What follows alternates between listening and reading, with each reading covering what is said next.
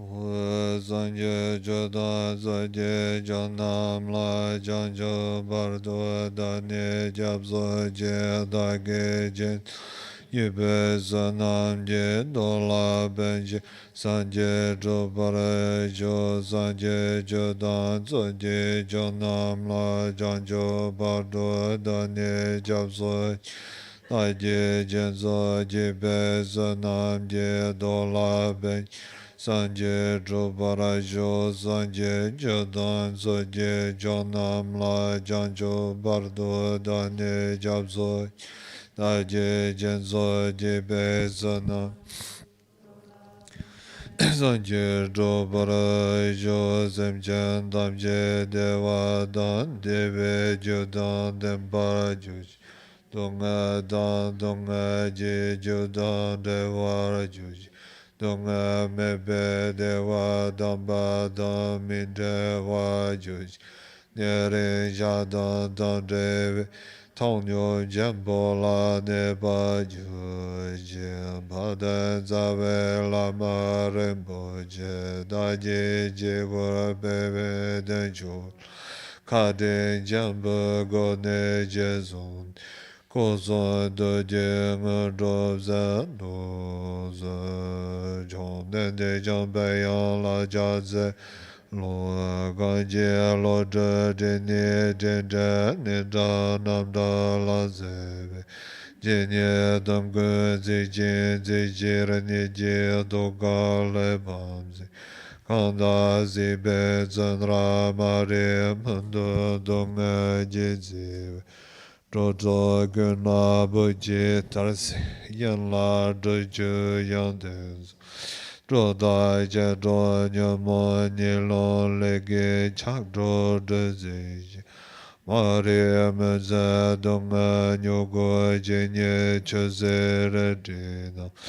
Yane dajin zaju darsu nyanden luzo jerze do. Chodra joda joni jad Chambe yan la du Zeda jeje jenrab zeje Dal timo mbarab ze Kara denju Sholon do baye Lord bab Nawa zado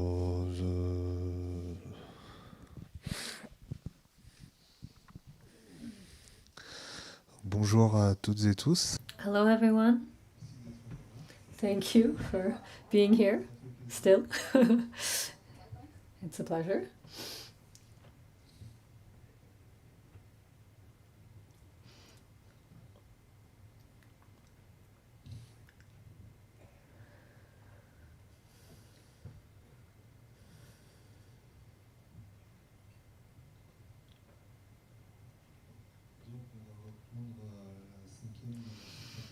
We'll continue with the fifth subsection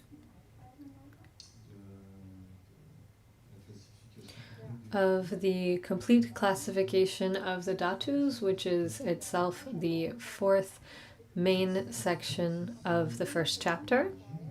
This fifth subsection concerns the three origins, the origins of different phenomena, different dhatus.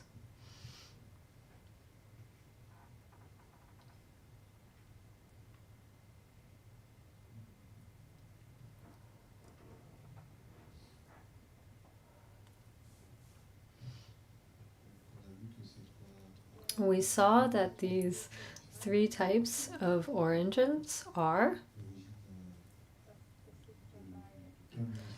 the origin of full karmic ripening, the origin of growth, and the origin of a similar cause.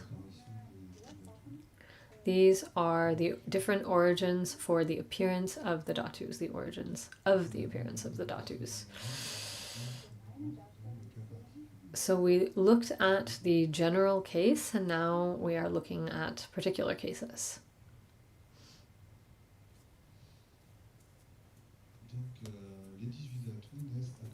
The 18 dhatus are born from these three origins. certain among these 18 dhatus can be born from karmic ripening, others from growth, others from a similar cause. Khelzang Puntso told us that this concerns 99% of phenomena. And here we'll see that there's a particular case, and there are also 3 dhatus at a specific moment that are not born from these 3 dhatus. And these phenomena make up what's referred to as the remaining 1% of phenomena. So that's what we'll talk about now. So here, the particular case is what is described in stanza 38, lines 2 and 3. What possesses substance is unique.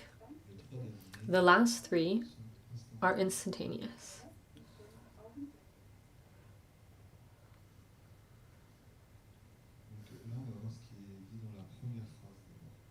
So first we'll look at what is described in this first sentence. What possesses substance is unique. So this concerns phenomenon that is not the result of the 3 origins. In other words, not the result of karmic ripening, nor growth, nor a similar cause. And the phenomenon in question is the permanent substance of the unconditioned phenomena. This substance is permanent. It is the only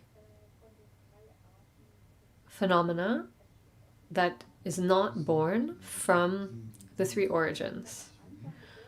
When we looked at the unconditioned phenomena earlier in this text, we saw that there are 3: space, cessation by way of examination, and cessation without the means of examination. We saw that these 3 are unconditioned phenomena. They are permanent.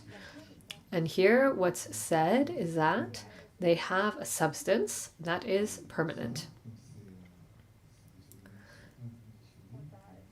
As these phenomena are unconditioned, they are not born from the 3 origins.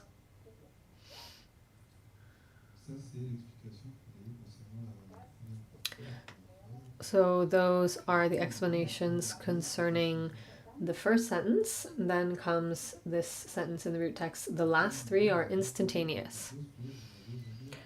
So now we'll talk about something that you've maybe not heard of yet. Once again, don't worry. Reflecting on things that we don't know yet, and that we don't have the definitions for them yet, it can be concerning or worrying, but there's no need to worry. We'll get more information and more definitions over time, and you'll become very comfortable with it. So for now, here what's said is the last 3 are instantaneous.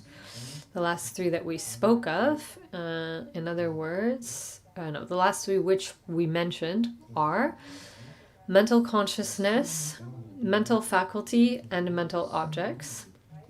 So here we're going to be talking about these 3 dhatus, but solely in the context of the first moment dissociated from factors for descent. So we're going to be talking about these 3 dhatu, the last 3 dhatus, which are mental consciousness, mental faculty, and mental objects. But in this case, we are talking about them solely within the context of the first moment that is dissociated from factors for descent. We'll explain what that means. These 3 phenomena, the dhatu of mental faculty, the dhatu of mental consciousness, and the dhatu of mental objects, are not the result of karmic ripening, nor a similar cause, nor growth at this first moment dissociated from factors for descent. So Khelzang Puntso said that, and then he said, just after, this concerns the 8 dhatus without obstruction that we talked about yesterday. So mental consciousness with the other consciousnesses, and mental faculty, and conditioning phenomena associated by similarity with mind. So that's a point that he added. Initially, he just talked about mental faculty dhatu, mental consciousness dhatu, and mental objects dhatu. And then following that, he continued by saying that this is made up of, or this concerns the 8 dhatus without obstruction, and he listed them in greater detail. In other words, mental consciousness and the other consciousnesses, mental faculty, and out of the mental objects dhatu, the conditioning phenomena associated by similarity with mind. We talked about these things previously in the general case, and we explained that they can be born from 2 out of the 3 origins. They can't be born from growth because they're not material. But in this case, we're looking at a specific moment in which these 3 dhatus are not born from the 3 origins. So what is this particular case? It is in the context of the first moment of path dissociated from factors for descent. In other words, when the practitioner arrives at the path of seeing, the first moment on the path of seeing, at this moment, these 3 dhatus, the 3 last dhatus, are not born from the 3 origins. Prior to this moment, they're born from the 3 origins, and following this moment, they're born from the 3 origins, but at this precise moment, they are not. So, a little bit more explanation. A practitioner is practicing first the path of accumulation, then they arrive at the path of junction, which we still call the path of junction.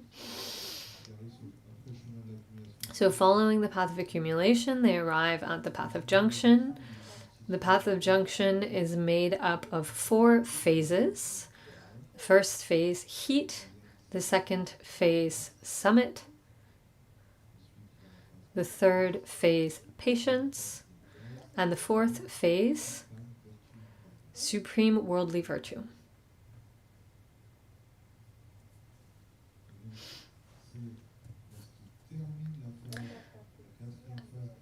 And when the practitioner concludes the 4th phase, supreme worldly virtue, when they reach the end of this phase, then comes the moment that they arrive on the path of seeing.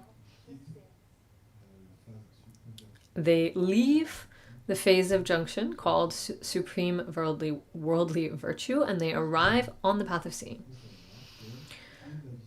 Next, it's necessary to know that the path of seeing is made up of 16 moments, 16 consecutive moments. And so when we talk about the mental consciousness, mental faculty, and mental objects dhatu that are not born from similar cause, growth, or karmic retribution, this concerns these 3 dhatus at the first moment out of the 16 moments of the path of seeing. So why is this the case only for the first moment of the path of seeing?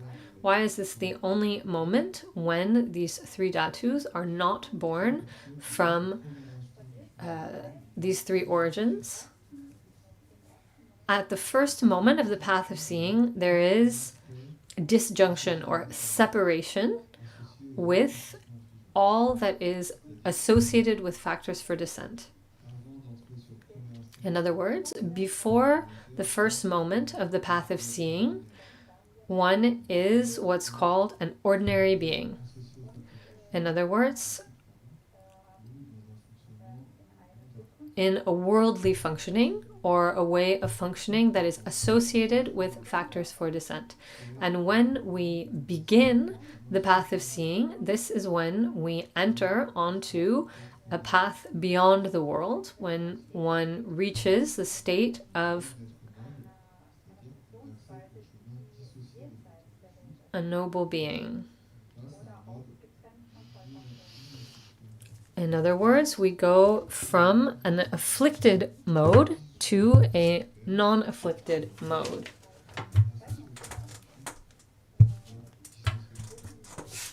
And so we go from a mode associated with factors for descent to a mode that is dissociated from factors for descent.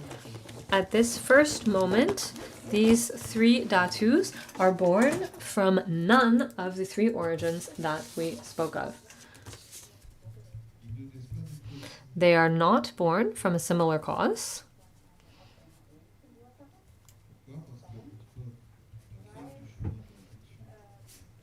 Because between the end of the path of junction and the beginning of the path of seeing, there is disjunction or separation. There is a discontinuity at this moment.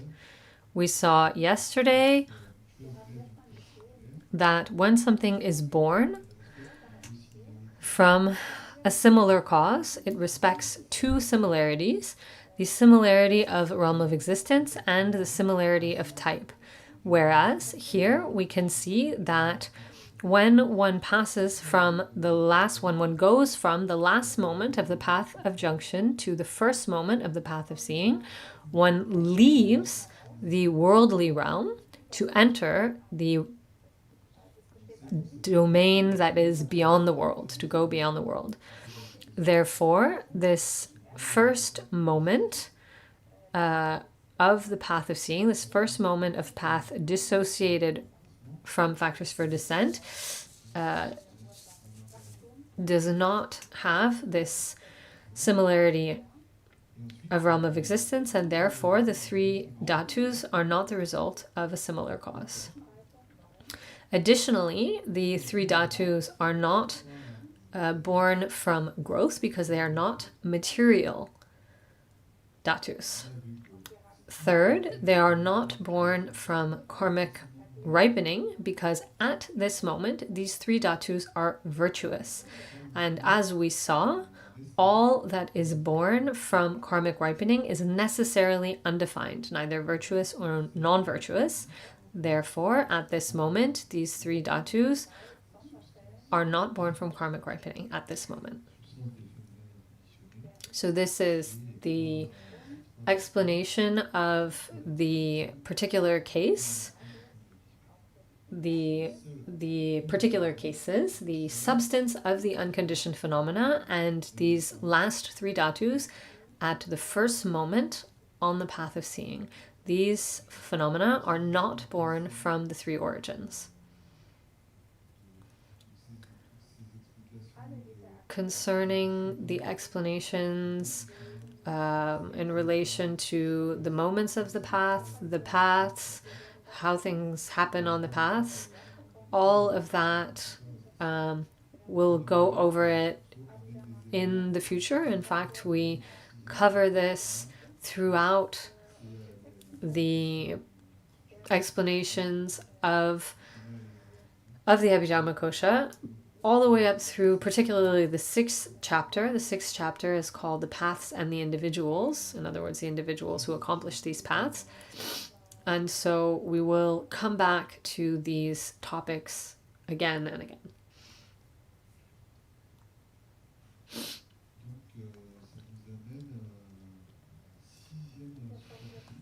This brings us to the sixth subsection of the complete classification of the dhatus.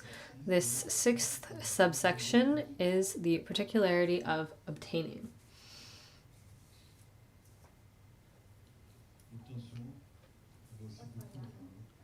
Obtaining is another topic that we will talk about a lot. It is a notion that is specific to the Vaibhashika.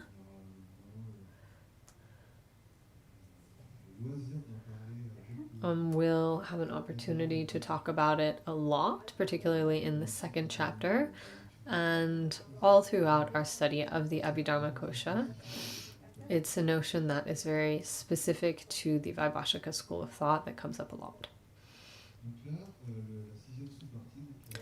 The sixth subsection now, the particularity of obtaining. This allows us to see how the faculties and the consciousnesses are acquired. It will also allow us to know the organization or the mode of functioning of the three realms of samsara better. In other words, the desire realm or sense pleasure realm, the form realm, and the formless realm. So the point, the particularity of obtaining, is found in stanza 38, lines 3 and 4, and stanza 39, line 1, which read, I and its consciousness are obtained separately and also together.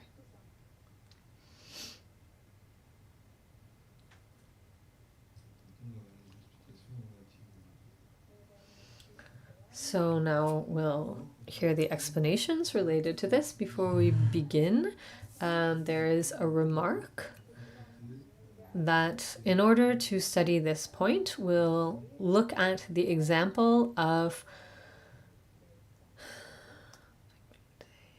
upon the example of a faculty and consciousness.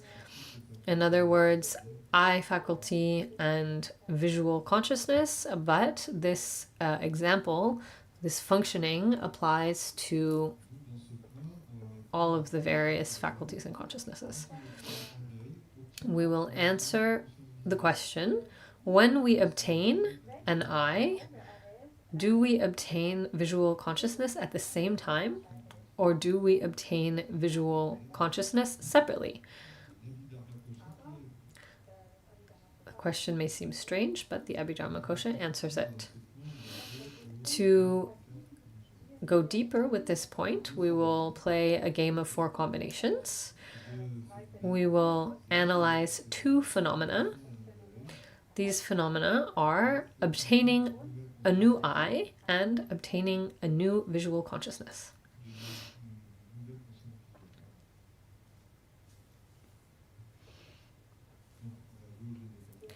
So, in the first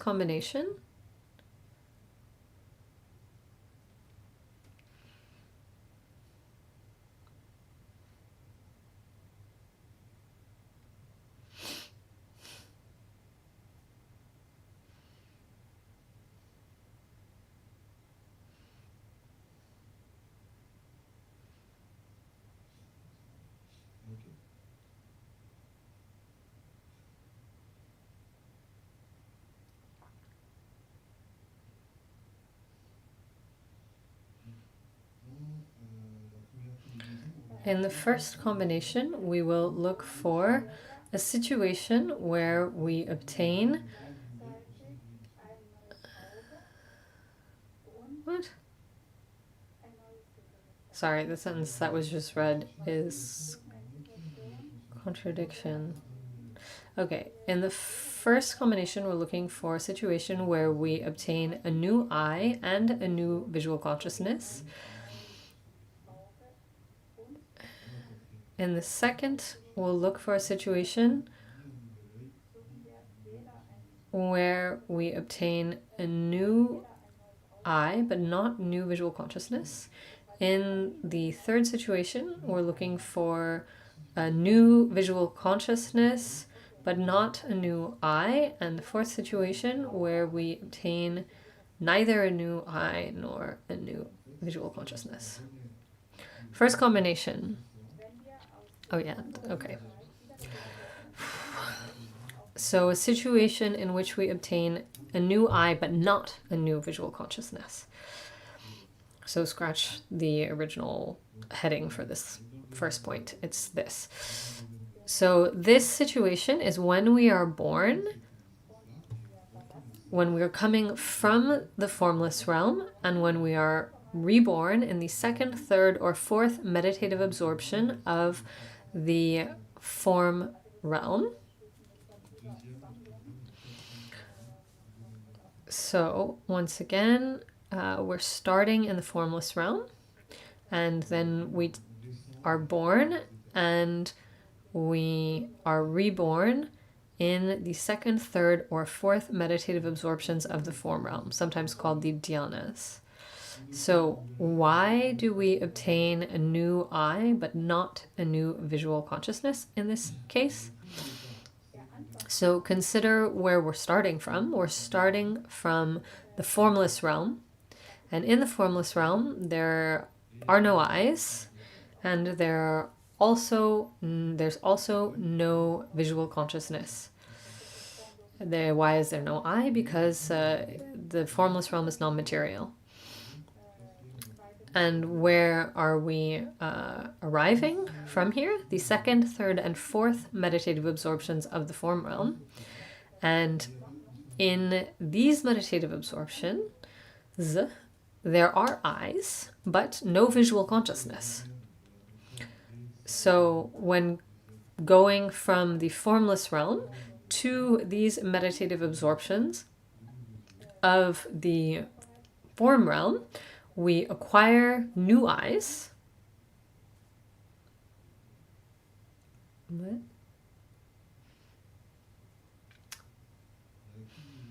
We've acquired new eyes.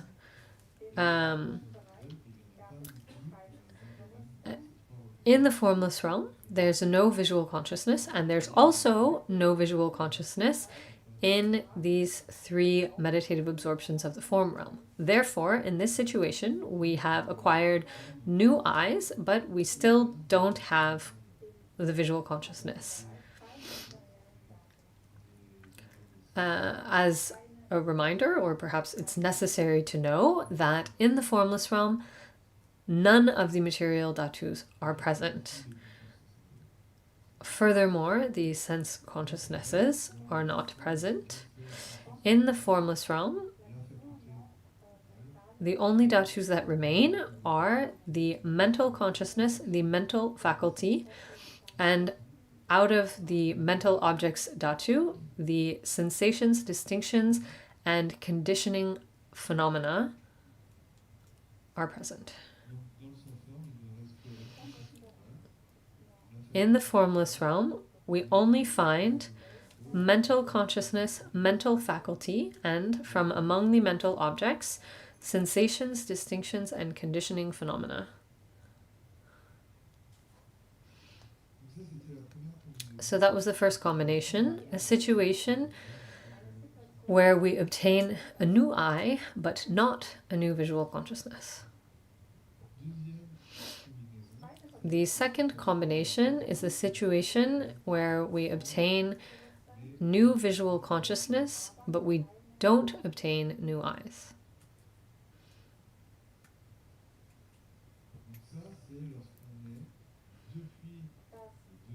So this concerns the situation when we start from the second, third, and fourth meditative absorptions of the form realm, and we are reborn in the first meditative absorption of the form realm.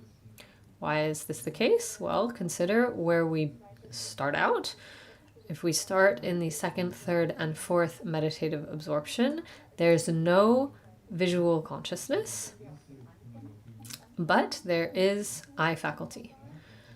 Then we arrive in the first meditative absorption of the form realm. Here, visual consciousness is present as well as eye faculty. In this case, we acquire new visual consciousness. However, we don't obtain new eyes because they were already present.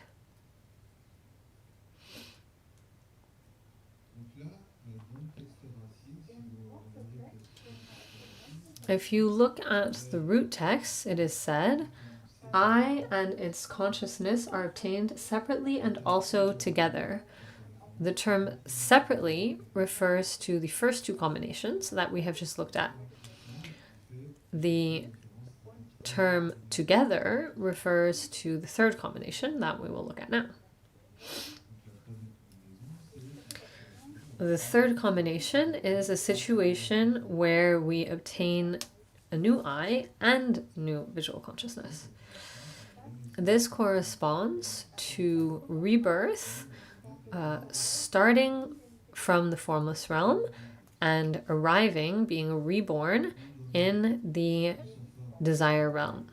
In the formless realm, there's no eyes and no visual consciousness.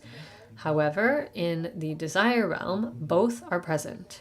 So if we are reborn in the desire realm from the formless realm, then we obtain a new eye faculty and new visual consciousness. We obtain both together. That's the third combination. Then we come to the fourth combination. A situation in which we obtain a nothing new, neither a new eye nor new visual consciousness. Do you have any ideas?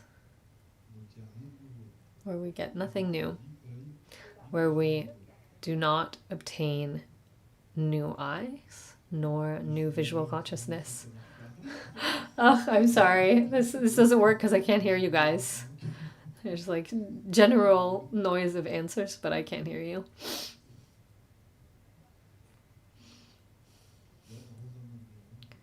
We stay in the same realm, indeed. But not just any domain, not that just any realm.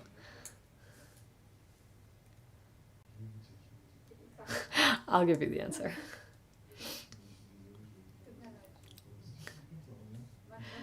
Unfortunately, I can't hear you, and the people online probably don't have any idea what's going on, so let's answer. So if we are taking rebirth, we begin in the formless realm, and we are reborn in the formless realm, then we don't obtain anything new. We start out with nothing, and we continue with nothing. So that covers the sixth subsection of the complete classification of the dhatus. This then brings us to the seventh subsection.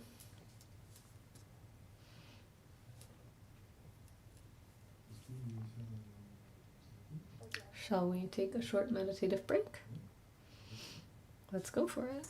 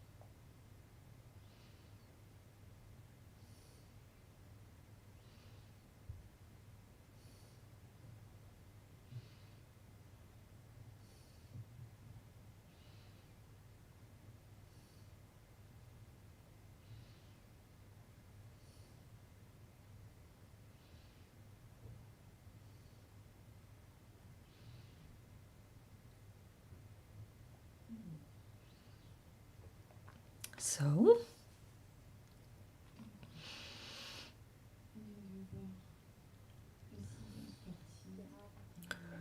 we just covered the 6th subsection of the complete classification of the dhatus, which concerns obtaining. Now we come to the 7th subsection, which is the classification into inner, outer, etc. External, internal, etc. Haven't decided which is better. So we'll begin with the classification into inner and outer. For this classification, we'll ask ourselves, among the 18 dhatus, which are inner dhatus and which are outer dhatus?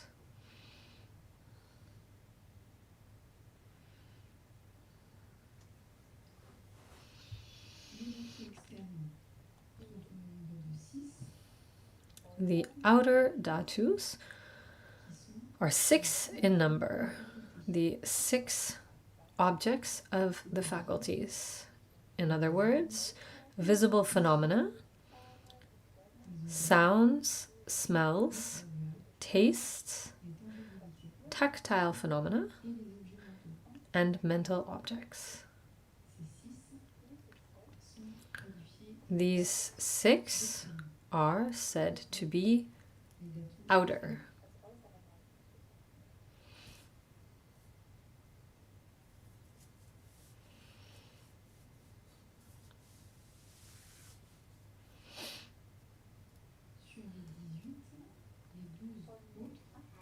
Out of the 18, the 12 others are the inner dhatus. Which are these?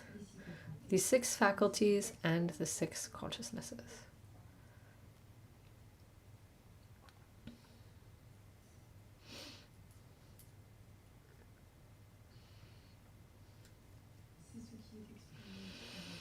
This is what is said in stanza 39, line 2. Those that are inner are the 12 less visible phenomena, etc.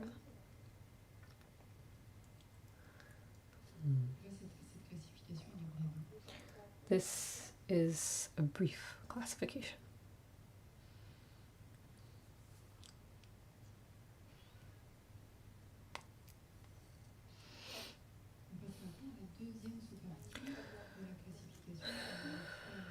Now we come to the etc.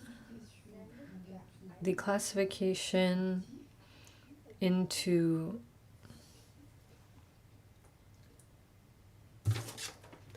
active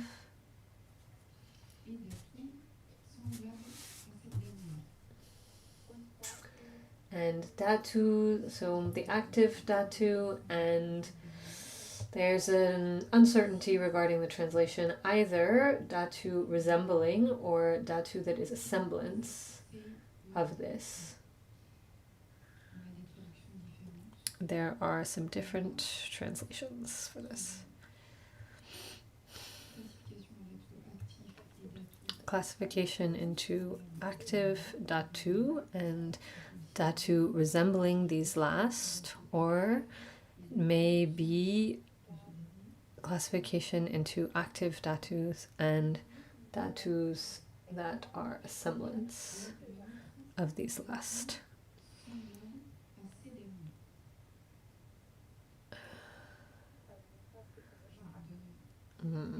Yeah.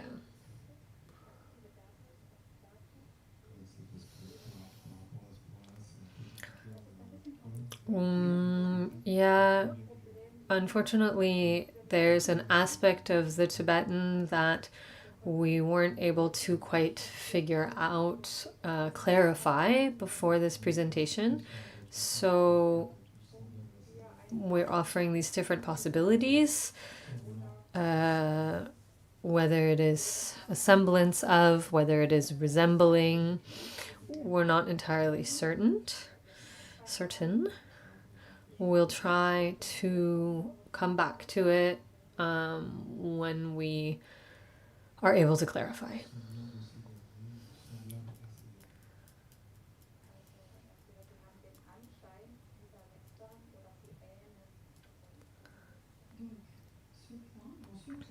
So if you look at the outline, there are two subsections.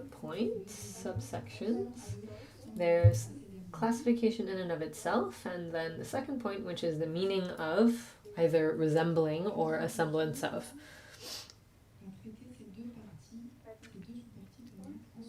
And Khelzang Puntso gave the explanations for these two sections together, so we will give you the explanations together. They refer to the end of stanza 39 and the beginning of stanza 40, which read, mental object is endowed with the capacity of supporting. The others are also semblances of this last.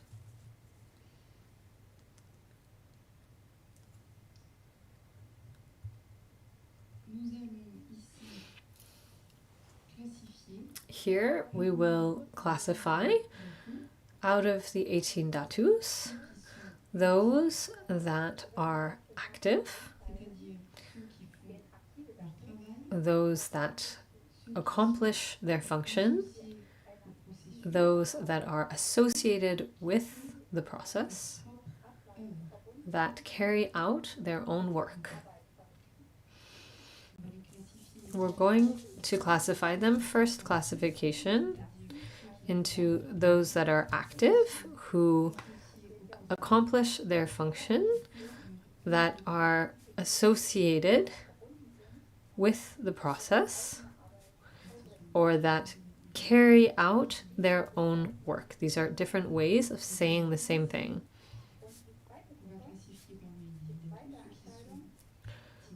So we will classify the 18 dhatus into these, or those that are inactive, that do not accomplish their function, that are not associated with the process, that do not carry out their own work. Now I'm going to repeat the whole sentence.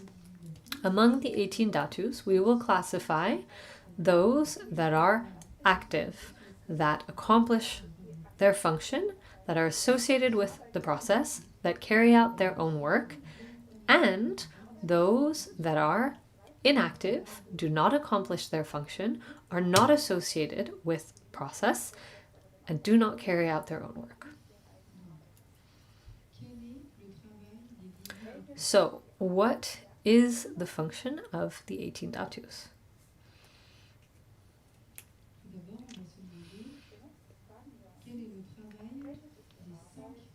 First, we'll begin with what is the function of the 5 sense faculties. The function of the 5 faculties is creating a moment of sense consciousness. The 5 sense faculties create a moment of sense consciousness.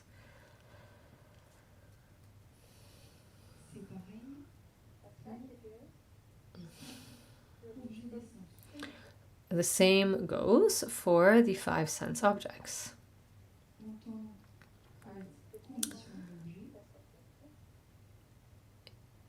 As the condition of the object, as the object condition, they also allow for the production of a moment of sense consciousness.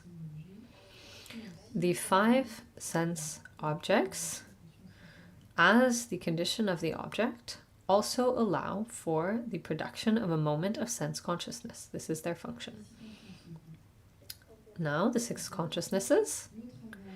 The function of the 6 consciousnesses is grasping the object.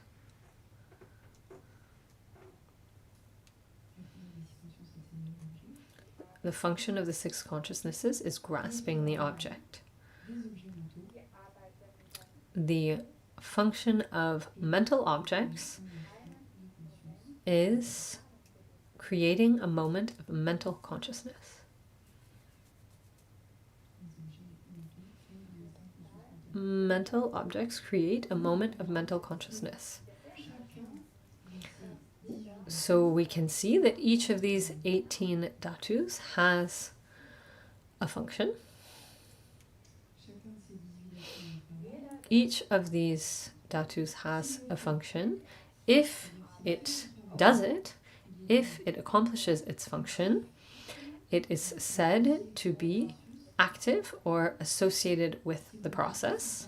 If it does not accomplish its function, it is said to be inactive or dissociated from the process.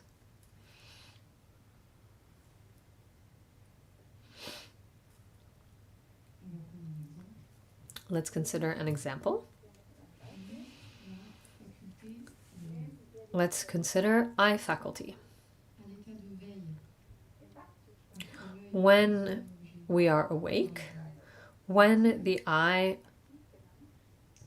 perceives an object, it is said to be active. However, during sleep, it is said to be inactive.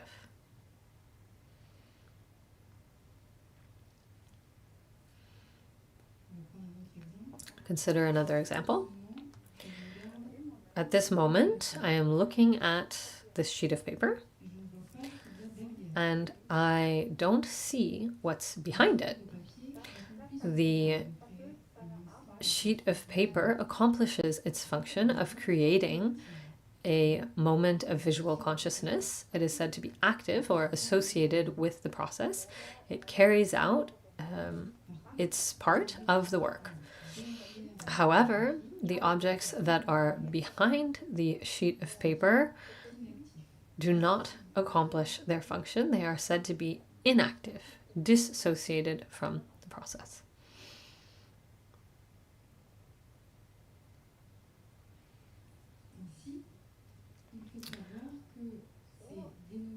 It's necessary to know that these designations, active and inactive, refer to the person perceiving things.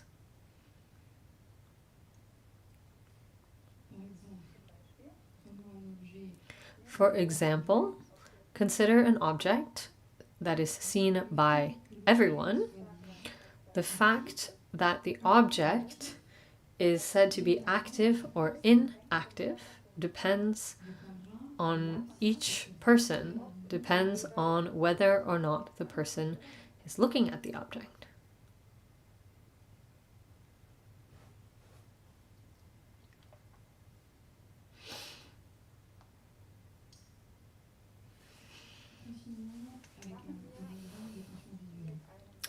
Let's continue with a moment of visual consciousness. If in the present moment a moment of visual consciousness arises, it is said to be active. However, past and future visual consciousnesses are inactive.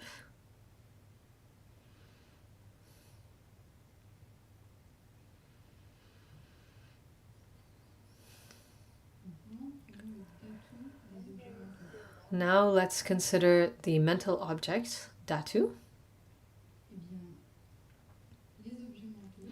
Mental objects, whether they are past, present, or future, they are always active. Mental objects, whether they are of the past, present, or future, are always active because they always participate in the production of a moment of mental consciousness. They always participate in the production of a moment of mental consciousness. Thus, mental objects, whether they are past, present, or future, are always active.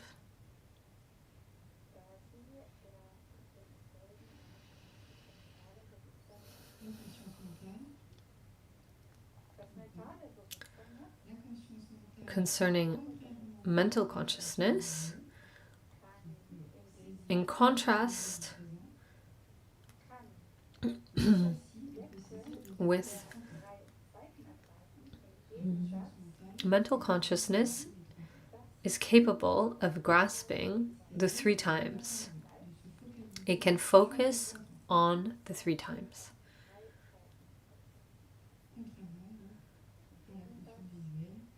In contrast with visual consciousness, which can only grasp objects of the present.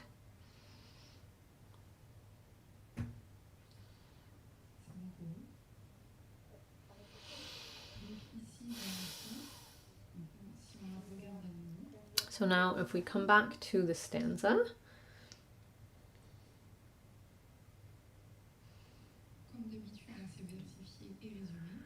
once again it's in verse and summarized, but in any case the verse says, mental object is endowed with the capacity of supporting. The others are also semblances of this last. There are alternate translations in the footnotes. Endowed with the capacity of supporting can also be translated as is associated with the process or active, and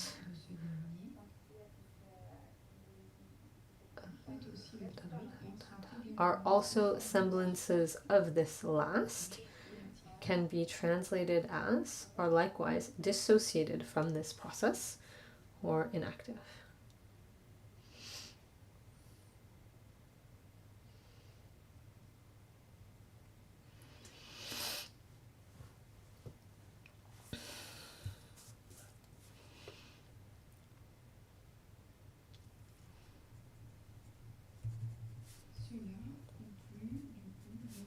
This concludes the second classification. Classification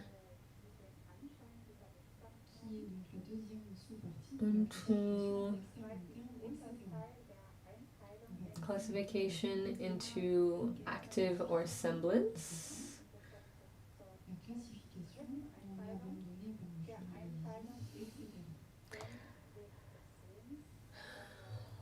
So now we come to the third classification among the inner and outer classifications. The classification into abandoned by the path of seeing, etc.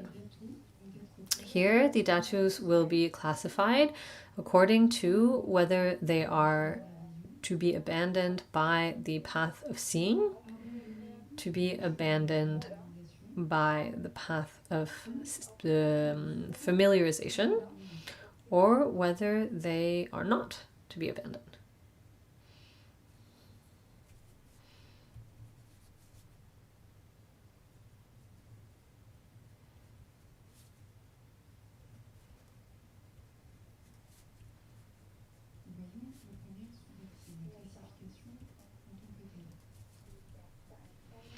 Let's look at the first subsection, the classification in and of itself.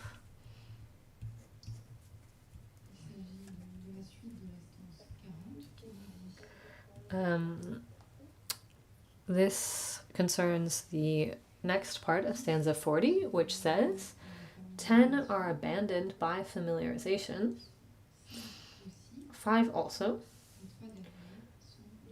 The last 3 are of 3 types.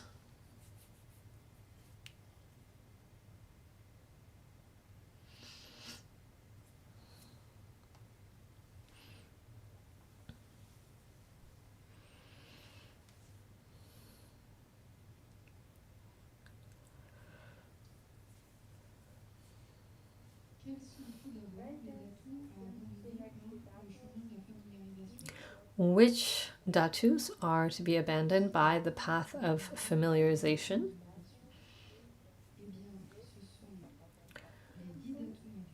The 10 material dhatus and the 5 sense consciousness dhatus.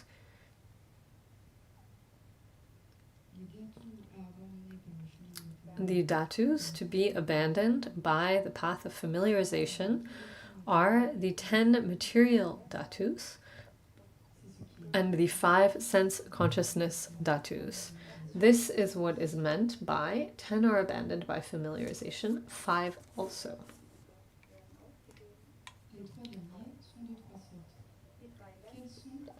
Then comes the last 3 are of 3 types. Which 3 remain?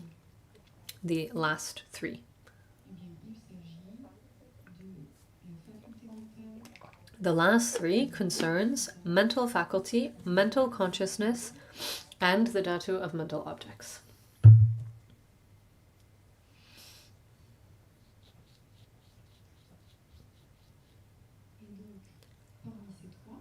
Out of these 3, mental faculty, mental consciousness, and the mental objects dhatu, some are to be abandoned by the path of familiarization or path of meditation, same thing. Some are to be abandoned by the path of seeing, and some are not to be abandoned.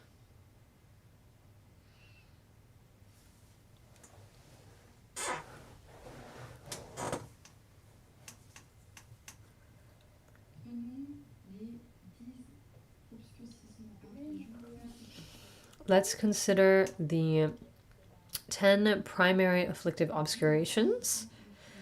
The 10 primary afflictive obscurations. Among these 10, 5 are views.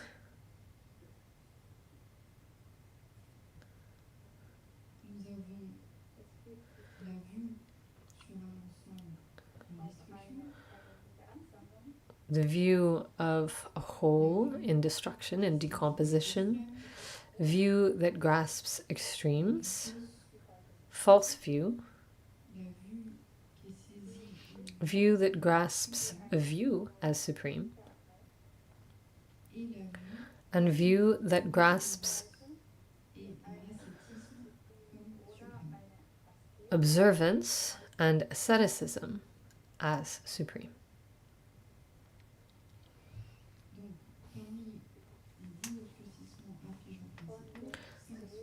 So out of the 10 primary afflictive obscurations, 5 are views, the 5 we just listed. Then there are 5 others which are not views, which are desire, attachment, hatred, aversion, ignorance, pride, and doubt. Once again, the 5 that are not views are desire, attachment, hatred, aversion, ignorance, pride, and doubt.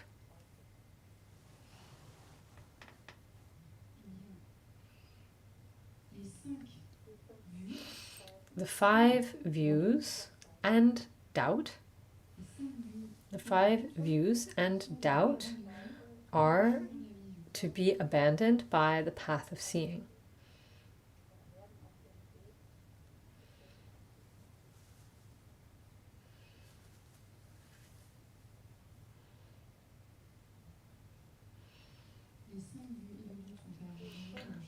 The 5 views and doubt are to be abandoned by the path of seeing. All of the consciousnesses and mental events connected with these 5 views and doubt are likewise to be abandoned by the path of seeing. Again, all the consciousnesses and mental events linked with these 5 views and doubt are likewise to be abandoned by the path of seeing. It is also necessary to know that everything that is to be abandoned by the path of seeing is necessarily in the entourage of mental consciousness. Everything that is to be abandoned by the path of seeing is necessarily in the entourage of mental consciousness.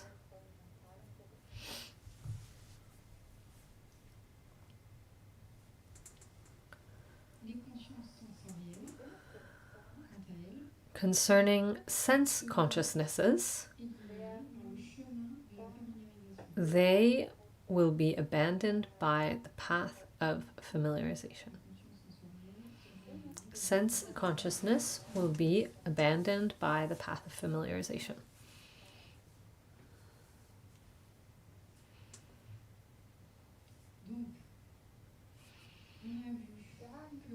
We saw that the 5 views and doubt are to be abandoned by the path of seeing. That makes 6. 4 remain. Desire, attachment, hatred, aversion, pride, and ignorance. These last 4 afflictive obscurations can be abandoned either by the path of seeing or by the path of familiarization.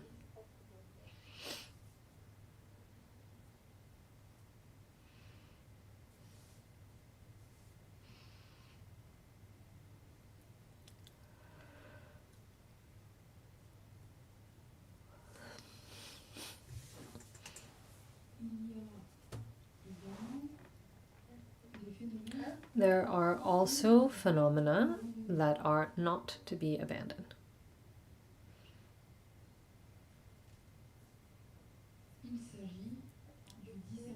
These are, this concerns uncontaminated discernment, in other words, discernment dissociated from factors for descent.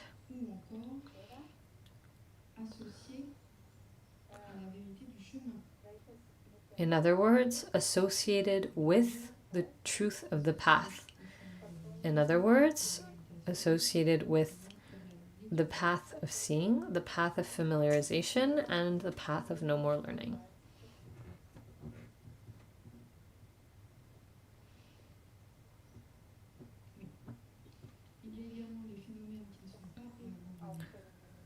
I can repeat this. There are also phenomena that are not to be abandoned. This concerns uncontaminated phenomena. In other words, discernment dissociated from factors for descent, which can also be called associated with, discernment associated with the truth of the path. In other words, discernment associated with the path of seeing, the path of familiarization, and the path of no more learning.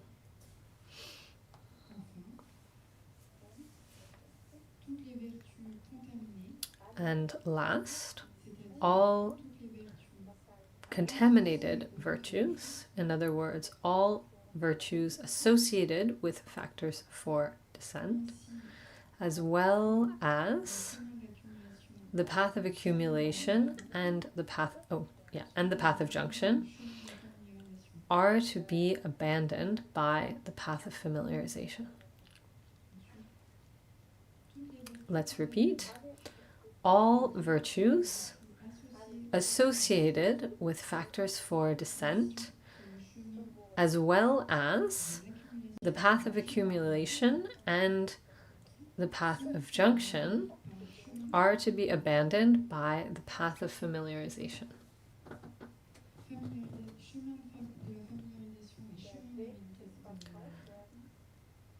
For reference, the path of familiarization and the path of meditation refer to the same thing. They are 2 different translations. They refer to the same thing.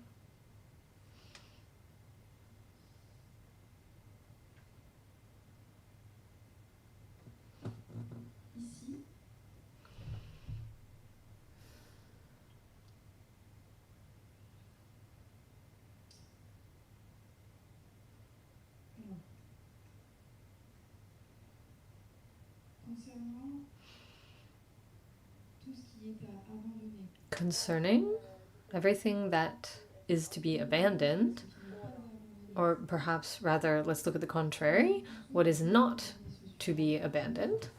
Khelzang Puntso covered this previously if you want to look at it for reference. He covered this in the introduction to the text at the point when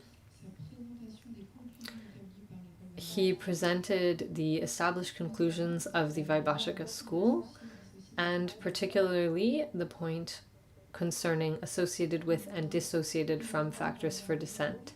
He also talked about it a second time when giving the explanations on cessation via the means of examination. Additionally, he tells us that all of this subject, what is to be abandoned or not on the paths, will be covered in detail in chapter 5.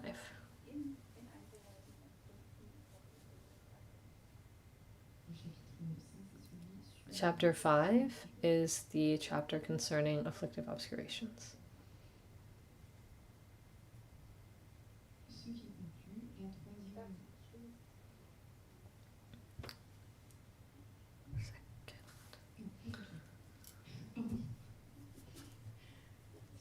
This concludes the classification in and of itself, the first subsection of the classification into abandoned by the path of seeing, etc. And this is followed by a refutation.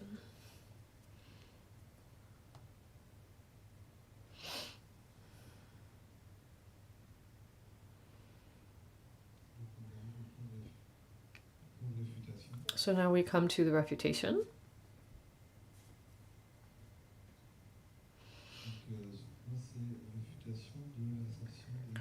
This point is titled Refutation of the Vasiputriya's assertion. It will lay out some doubts that are the object of debate. This point is laid out in stanza 41, lines 1 and 2, which read, "That which is not associated with afflictive obscurations is not abandoned by seeing.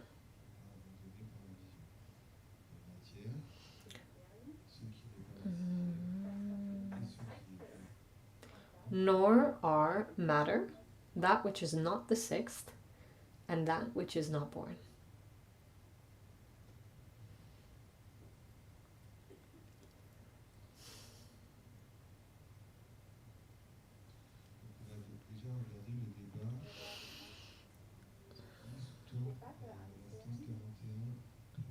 So let's start with the debate concerning the first line of stanza 41. Once again, that which is not associated with afflictive obscurations is not abandoned by seeing. The Kashmir Vaibhashika proclaim that an ordinary being, which is associated with factors for descent, is abandoned by the path of familiarization. That's the statement of the Kashmir Vaibhashika. Concerning the Vatsiputriya, they say that an ordinary being is abandoned by the path of seeing. As we mentioned earlier, once we are on the path of seeing, we become a noble being, and due to this, we leave the condition of ordinary being behind.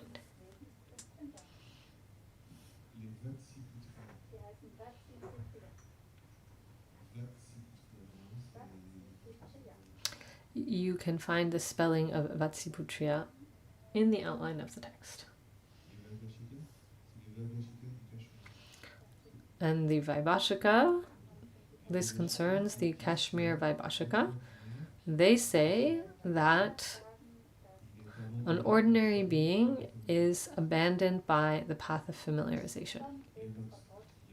The Vatsiputriya say that an ordinary being is abandoned by the path of seeing, because when we enter the path of seeing, we leave behind the condition of ordinary being and become a noble being.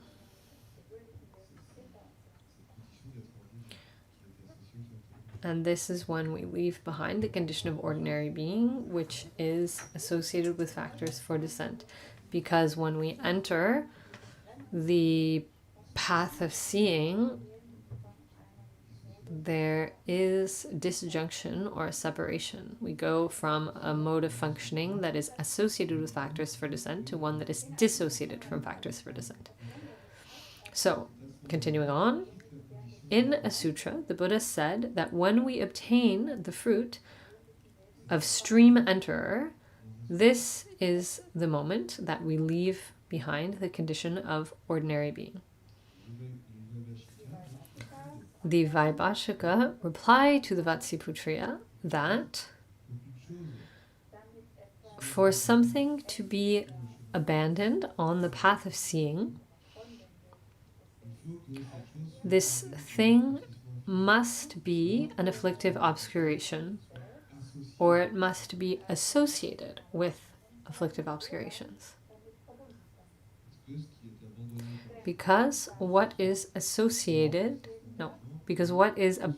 by the path of seeing is afflictive obscurations and the mental consciousness and mental events in the entourage of these afflictive obscurations. Once again, what is abandoned by the path of seeing is afflictive obscurations and the mental consciousness and mental events in the entourage of these afflictive obscurations. As an ordinary being is not an afflictive obscuration, or in the entourage of an afflictive obscuration, this is not abandoned by the path of seeing.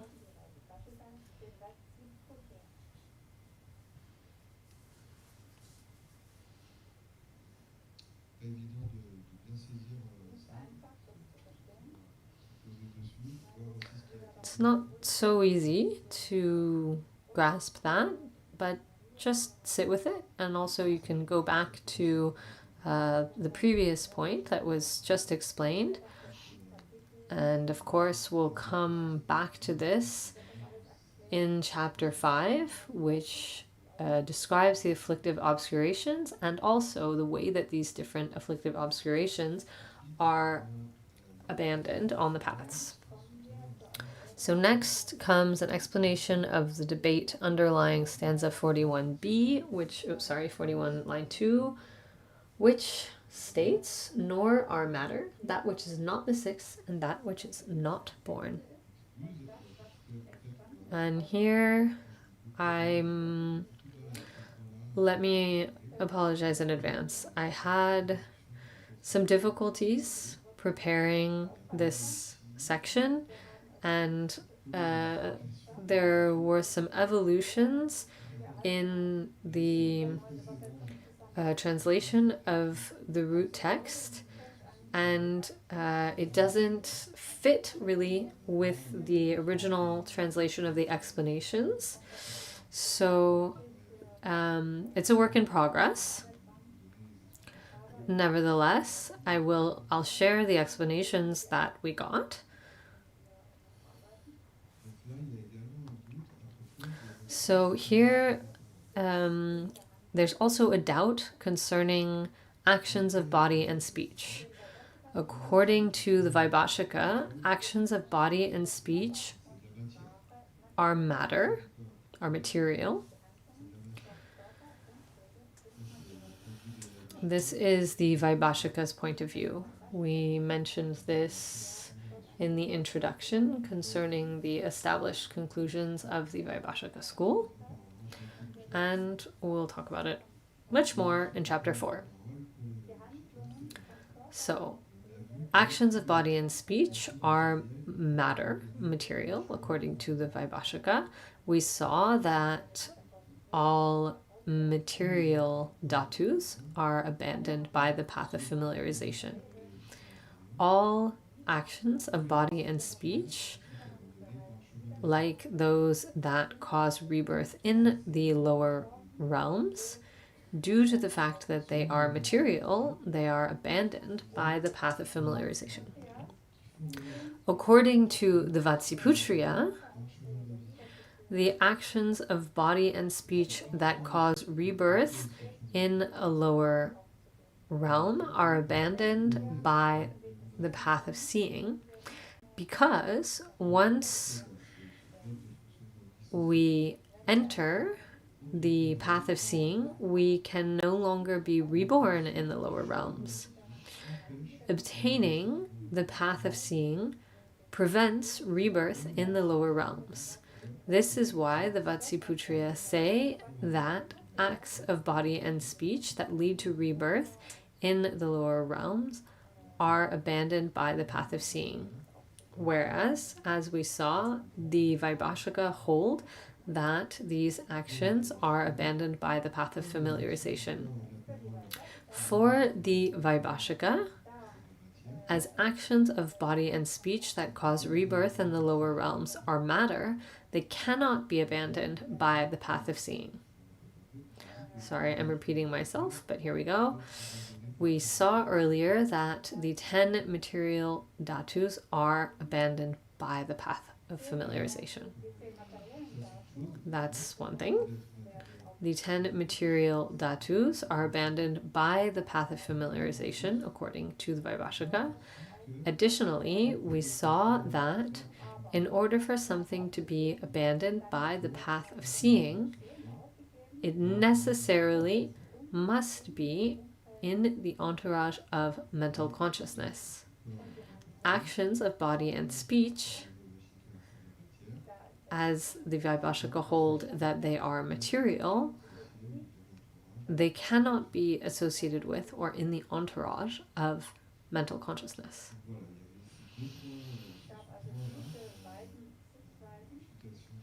So we saw these 2 points. The refutation of the Vatsiputriyas. This point concerns these 2 debates.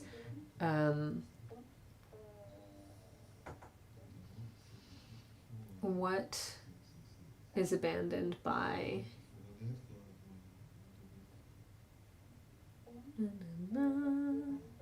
what causes the ordinary being to be abandoned, and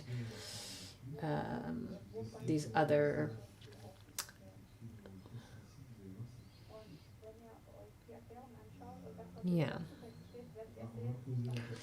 the abandonment of these other phenomena, actions of body and speech. It was not easy to try and fit the explanations with the root text, so we just present you with what we have. We'll try and clarify as we continue and see what we can share with you concerning that. In any case, these explanations concerning what is abandoned on which path will be explained in detail in chapter 5. It's very interesting. We hear often about phenomena that are to be abandoned at different points on the path, and we only get the detailed explanations really in chapter 5. We will leave off here, and that leaves a little time for questions.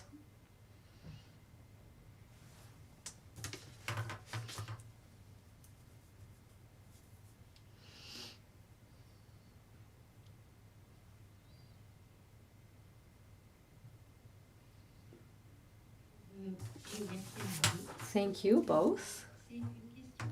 My question has to do with understanding. For example, when you say phenomena abandoned by the path of seeing, path of familiarization, I'm a little... I find this a bit perturbing. Isn't it abandoned, I don't know, on or at the moment of? Why by?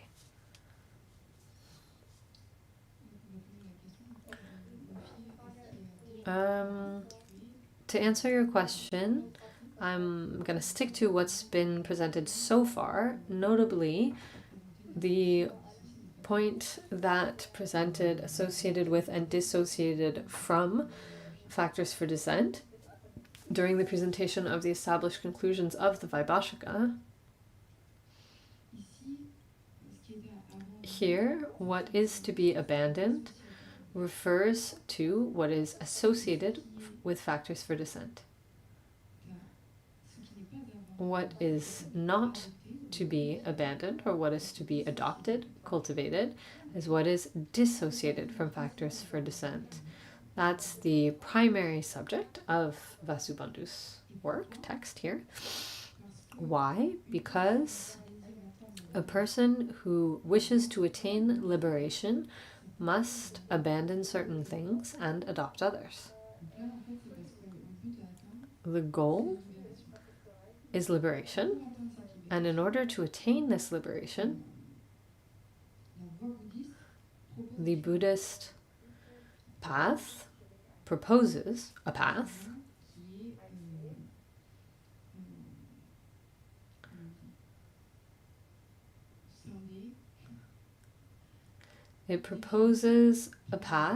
that is defined as these 5 paths.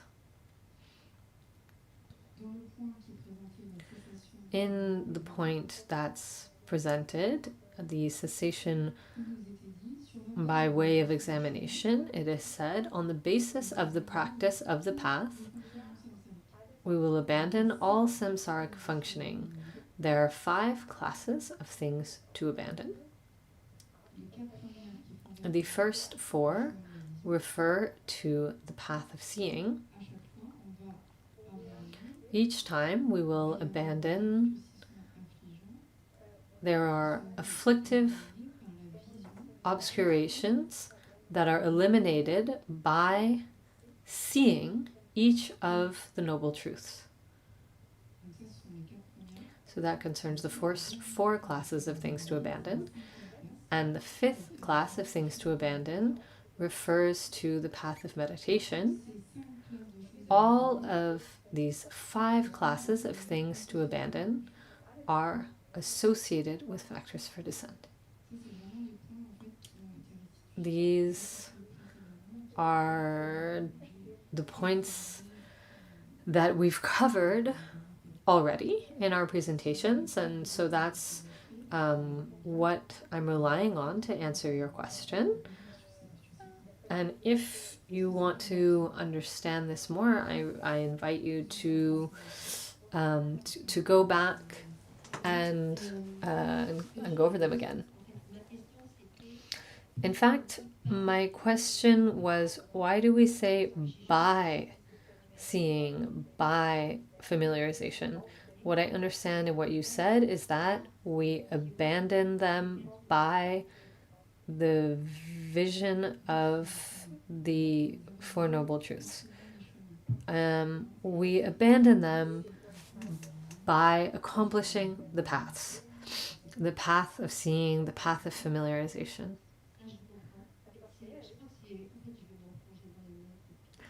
I think I'm going to look at it again in my notes. It's the fact that we abandon by a path.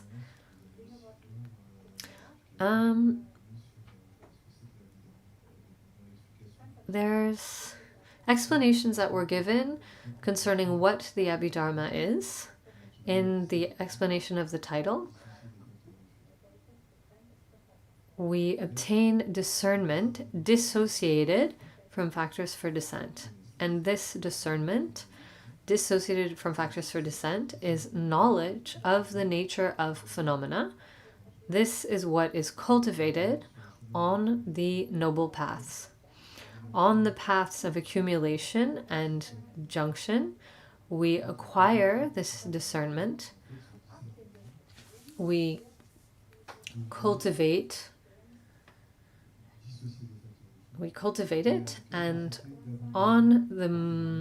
when we enter the path of seeing, this discernment becomes dissociated from factors for descent, and it then allows us to eliminate obscurations.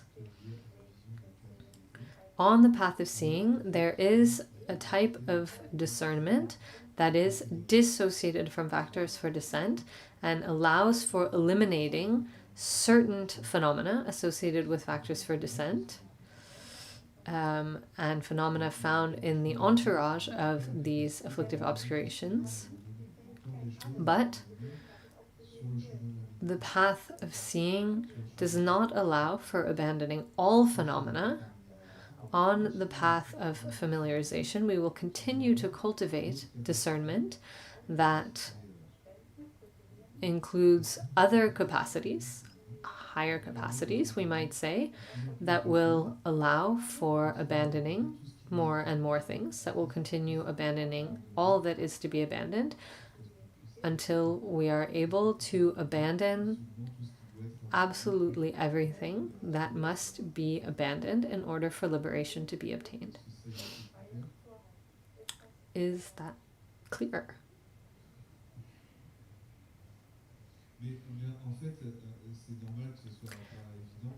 It's normal that this is maybe not that obvious, but this is the purpose, the point of the kosha.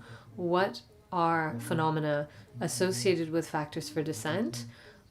What are phenomena dissociated from factors for descent? And by cultivating what is dissociated from factors for descent, we then become able to abandon what is associated with factors for descent and attain liberation.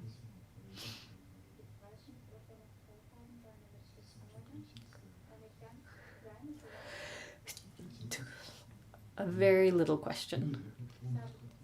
I'll just ask my short question then. Maybe this has to do with the words, but at the end of stanza 39, a mental object is endowed with the capacity of supporting. The others are also semblances of this last. The alternative translation is mental object is associated with the process, active, and the others are also dissociated from the process, inactive. I don't understand why this is the opposite. Also, I think the difficulty you may be having is trying to match up the explanations with the stanza of the root text. The sentence here that's given here seems contradictory to me. In fact, what's said in the explanations is that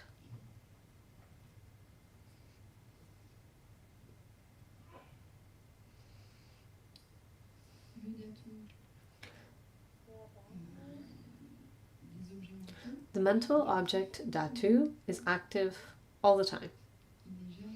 It's never inactive. The others can be both. That's the summary.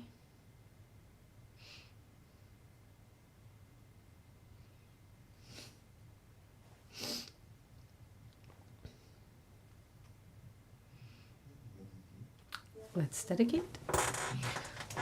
Sunamdi tamche zingpani tomne nepe Edana babje ejega naje balabdoba sibe zole doa dawa yo. Merci. À demain.